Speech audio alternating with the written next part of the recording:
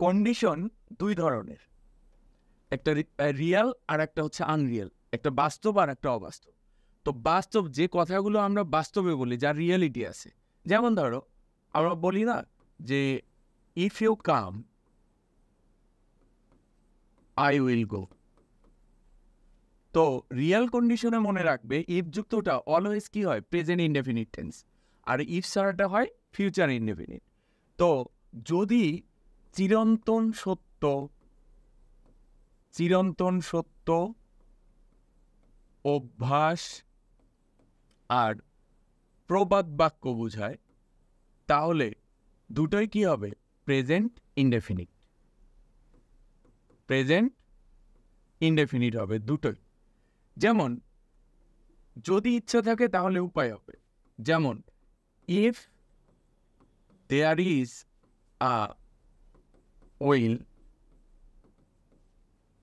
There is a way.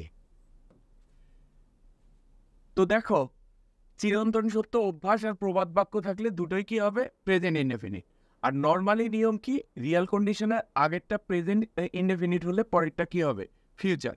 এই নিয়মে দেখো বিভিন্ন অ্যাডমিশন টেস্ট, বিসিএস এবং বিভিন্ন জব পরীক্ষায় কোশ্চেন আসে। যেমন এটা দেখো, ফাইন্ড দ্য কারেক্ট সেন্টেন্স। তাহলে ইফ যুক্তটা প্রেজেন্ট টেন্স, ইফ ছাড়াটা কি হবে, ফিউচার টেন্স আগে আমরা খুঁজবো। যদি ফিউচারকে না পাই তখন আমরা প্রেজেন্ট ইনডেফিনিটকে খুঁজবো। তো এখানে কিন্তু ফিউচার ইনডেফিনিট একটাও নাই, এটা ফিউচার কন্টিনিউয়াস। ফিউচার ইনডেফিনিট একটাও নাই, তার মানে কি, প্রেজেন্ট ইনডেফিনিট আছে কোথায়, আইটেক। উত্তর কি হবে, এ। এরপরে আসো পরেরটা, if services are increase taxes, তাহলে এটা প্রেজেন্ট ইনডেফিনিট। তাহলে এরপরেরটা হয় ফিউচার হবে, না হয় প্রেজেন্ট ইনডেফিনিট হবে। তো ফিউচার ইনডেফিনিট আগে খুঁজবো, না পেলে প্রেজেন্ট ইনডেফিনিট। একমাত্র আছে কি, এ। If forest are destroyed, present indefinite, এখানে আমরা কি খুঁজবো, ফিউচার ইনডেফিনিট। অয়েল অ্যানিমালস, তাহলে ফিউচার ইনডেফিনিট কই, এটা। If we want concrete proof we are looking for dash, তাহলে ইফ যুক্তটা প্রেজেন্ট ইনডেফিনিট, তাহলে ইফ ছাড়াটাকে আগে আমরা খুঁজবো ফিউচার, না পেলে প্রেজেন্ট। যেহেতু একটাও ফিউচার নেই, একমাত্র প্রেজেন্ট ইনডেফিনিট আছে, সেটাও